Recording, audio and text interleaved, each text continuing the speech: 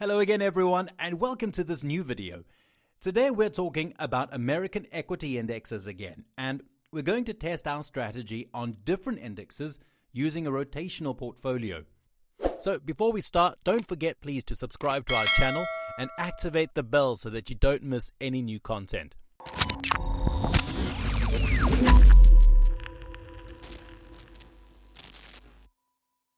In a previous video, we tried to understand if it's worth buying the stocks that rise the most and those that fall the most.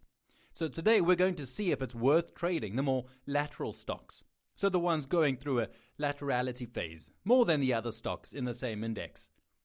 I used a monthly rotation and analyzed different indexes to evaluate the results we get by trading the stocks that are exactly in the middle of the ranking. So today I'm going to show you the results that we get on two indexes, the Nasdaq100 and the S&P 500. As far as the S&P 500 is concerned, we'll trade the 50 stocks in the middle of the ranking of all the 500 stocks that make up the index. As for the Nasdaq, we'll take the 10 stocks in the middle of the ranking of the 100 stocks in the index. So let's start with the S&P 500. In this case, the ranking is based on a calculation period of 1 month, and we can see that the strategy performs quite well and even outperforms the benchmark a lot. So this is certainly an interesting thing.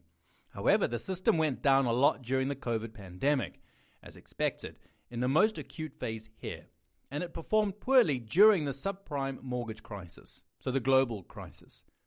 The drawdown is very high, but the return is significantly higher than that of the benchmark. So I think that the basic model is indeed quite interesting. Now let's see what happens if we choose a different calculation period. So let's take 6 months as a time horizon to identify the 50 stocks to buy and still work on a monthly rotational basis. The scenario is more or less the same as before.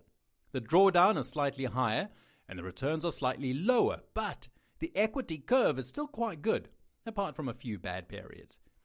Anyway, all in all, the strategy still seems to be doing better than the benchmark. Now let's see what happens on Nasdaq. In this case, we take the 10 stocks in the middle of the ranking. And these are the results we get using a calculation period of 1 month for the ranking. As you can see, there's nothing exciting here. Yeah, the drawdown is slightly lower than the benchmark, but the return is also lower. In addition to this, if we look at the whole history, it seems that the strategy would have never been able to outperform the benchmark. Seeing these results, well, I would avoid using the strategy. Now let's see what happens using a 6-month ranking, as we did with the S&P 500. Unfortunately, even in this case, there's nothing interesting. The strategy's drawdown is lower than that of the benchmark, but the returns are also lower. So honestly, if I had to choose which of these two indexes to trade, I'd probably go for the S&P 500. Even if trading 50 stocks at a time can be pretty tough and even a bit uncomfortable. Anyway, the basic idea seems to work pretty well.